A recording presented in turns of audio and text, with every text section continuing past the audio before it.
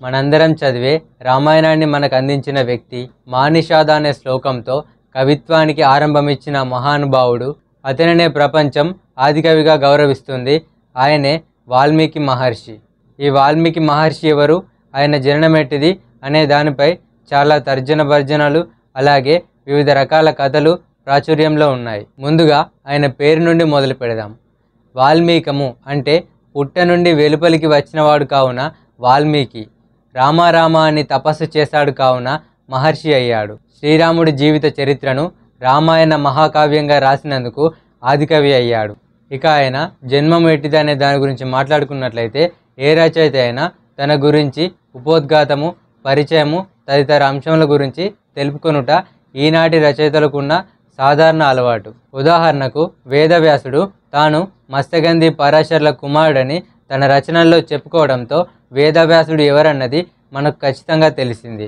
అదేవిధంగా వాల్మీకి ఎవరన్నది ప్రత్యేకంగా తన రచనల్లో చెప్పనప్పటికీ సందర్భానుసారంగా సీతను రాముడికి అప్పజెపుతున్న సమయంలో ఉత్తరకాండలో ఇలాగా చెప్తాడు. రామ, నేను ప్రాచేతసుడిని, ప్రచేతుడి 7వ కుమారుడిని. 1000 సంవత్సరాలు తపస్సు చేసి ఏ పాపం చేయని అబద్ధమాడని మహర్షిని. సీత నిన్ను తప్ప మరే పురుషుడిని ఎరగని మహాప్రతివ్రత. నా మాట నమ్మి సీతను ఏలుకో. నా మాటలు తప్పు అబద్ధమైతే ఇన్నాళ్ళు నేను చేసిన తపస్సు అంతా భగ్నమవుగాక అని అంటాడు. వాల్మీకిగా పిలువబడుతున్న మహర్షి పేరు ప్రాచేతసుడని మనం ఇక్కడ గుర్తించవచ్చు. ఇది తనకు తాను తన గురించి చెప్పుకున్న విషయం. తన మాటల్లో నిజాయితీ ఉట్టిపడుతుంది.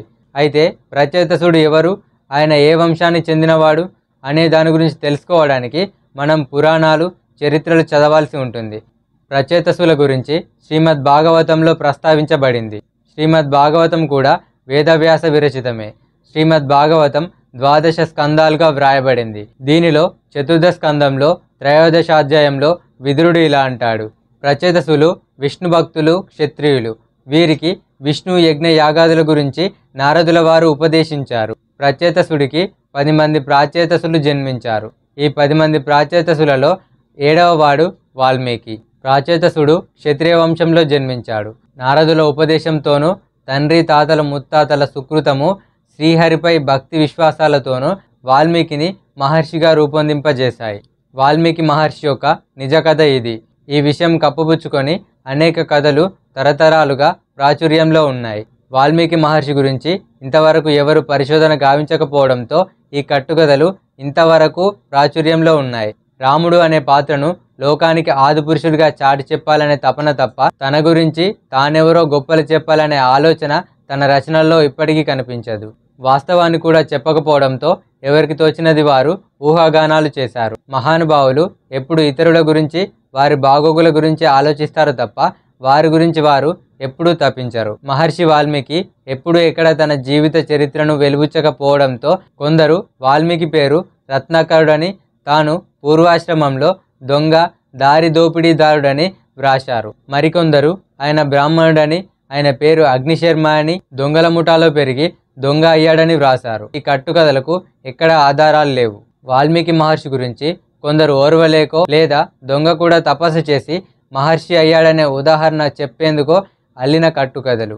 వాల్మీకి తన జీవిత ఆరంభ దశలో కిరాతకుడని, సప్తఋషులచే ఋషిగా పరివర్తన పొందగలిగాడనే కథ వినడానికి ఉత్కంఠభరితంగా ఉన్నప్పటికీ దీనికి సంబంధించిన చారిత్రాత్మక ఆధారాలు లేవు. జీవితం గురించి సంపూర్ణ అవగాహన కలిగిన వ్యక్తి గురించి అలా చెప్పడం సరి అయినది కాదు.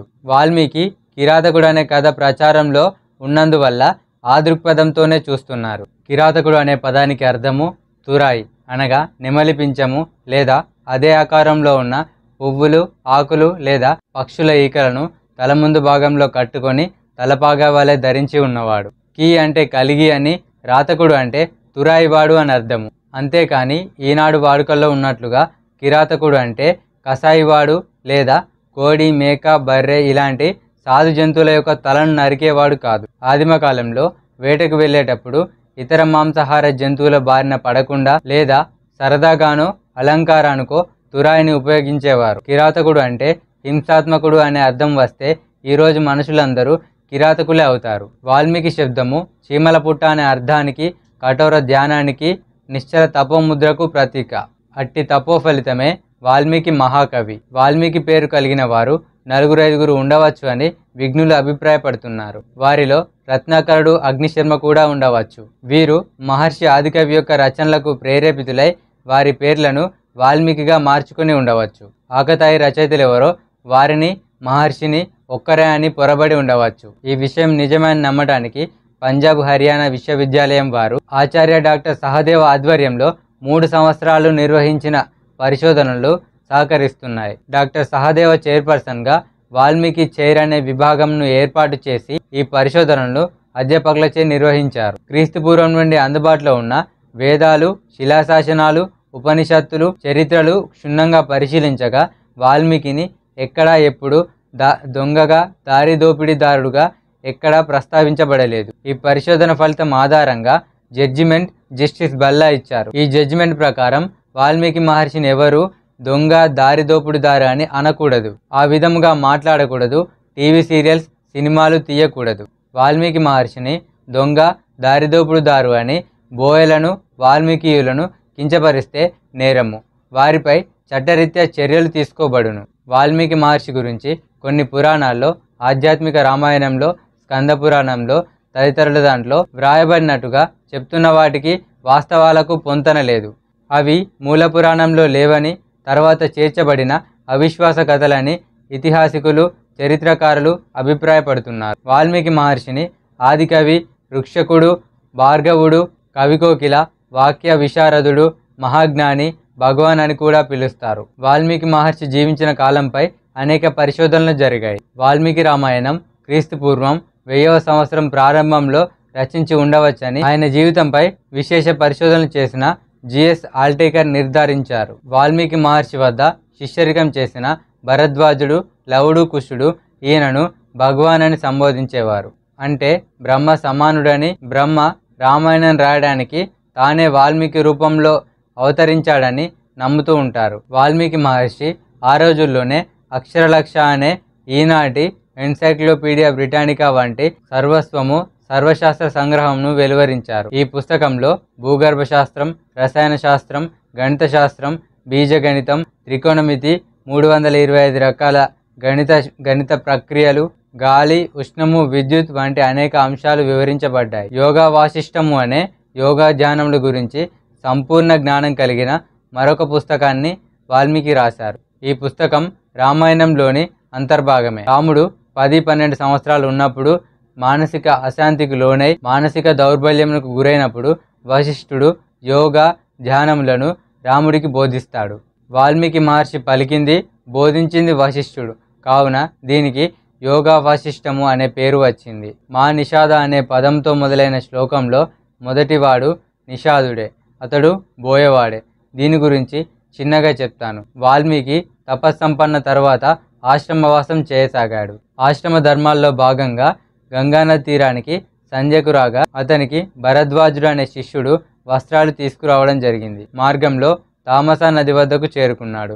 తామసా నది నిర్మలత్వాన్ని చూసి అదే నదిలో స్నానం చేయాలని నిర్ణయించుకున్నాడు. స్నానానికి నదిలో దిగుతూ ఒక క్రౌంచ పక్షి జంట సంగమించడం చూస్తాడు. అది చూసిన మహర్షి పరవశానికి గురి అవుతాడు. అదే సమయంలో మగపక్షి బాణంతో ఛేదింపబడి చనిపోతుంది. భర్త చావును తట్టుకోలేక ఆడ క్రౌంచ పక్షి అరుస్తూ అక్కడే చనిపోతుంది. ఈ ఘటన చూసి వాల్మీకి మనసు కరిగి శోకానికి గురి అవుతాడు. ఈ సంఘటనకు కారణం ఎవరా అని చుట్టుపక్కల చూస్తాడు. దగ్గరలో ఒక బోయవాడు ధనుర్బాణాలతో కనిపిస్తాడు. కోపంతో ఆ బోయవాడిని శపిస్తూ ఈ విధంగా అంటాడు, మా నిషాద ప్రతిష్టాం త్వమగమః శాశ్వతిం సమాహ్ యత్రౌంచ మిథునా ద్రేకమౌదీహ్ కామమోహితం. సో దీంట్లో నేను ఏమైనా తప్పుగా చదివి ఉండంటే క్షమించండి. దీని అర్థం ఏమిటంటే, ఓ కిరాతకుడా, నీవు జీవితాంతం అపకీర్తి పొందగలవు. ఎందుకంటే క్రౌంచపక్షి జంటలో కామపరవశం ఉన్న ఒక మగపక్షిని చంపితివి. ఈ విధంగా వాల్మీకి నోటి నుండి అనుకోకుండా వచ్చినదే సంస్కృతి సాహిత్యంలో మొదటి శ్లోకం. అజ్ఞానంతో బోయవాడు చేసిన పక్షిని చంపడం అనే ప్రక్రియ మహర్షిలో బోయలను, ఆటవీకులను, సమస్త మానవాళిని సంస్కరించాలనే ఆలోచనను కలిగింపజేశాయి. అలాంటి వ్యక్తులకు ఒక ఆదర్శ మానవుడిని నాయకుడిగా చూపించాలని రామాయణం రాయడానికి పూనుకున్నాడు. వాల్మీకి రామాయణంలో 23,000 శ్లోకాలు 7 కాండాలుగా విభజించబడి ఉంది. ఈ రామాయణంలో 4,80,000 పదాలు ఉన్నాయి. ఇది మహాభారత కావ్యంలో దాదాపు పావువంతు భాగం. ఇతర ఇతిహాసాల్లాగానే రామాయణం కూడా ఎన్నో మార్పు చేర్పులకు గురి అయింది. వాల్మీకి రామాయణంలో తాను శ్రీరాముడి సమకాలికుడునని పేర్కొన్నాడు. శ్రీరాముడు వాల్మీకిని అరణ్యవాసంలోనే కలిసినట్టు, సీతను వనవాసానికి పంపినప్పుడు ఆమె వాల్మీకాశ్రమంలోనే ఉన్నట్టు తెలుస్తుంది. ఈ ఆశ్రమంలోనే సీత లవకుశులకు జన్మనిచ్చినట్లు, వీరిద్దరి విద్యాభ్యాసం వాల్మీకి శిష్యరికంలోనే జరిగినట్లు రామాయణం ద్వారా తెలుస్తుంది. సో ఇది అండి ఈరోజు వీడియో. ఈ వీడియో మీకు నచ్చినట్లయితే డెఫినెట్గా ఒక లైక్ చేయండి. అండ్ అలాగే వెళ్ళే ముందు వీలైతే మన ఛానల్ని సబ్స్క్రైబ్ చేసుకోండి. Have a good day. Thank you so much.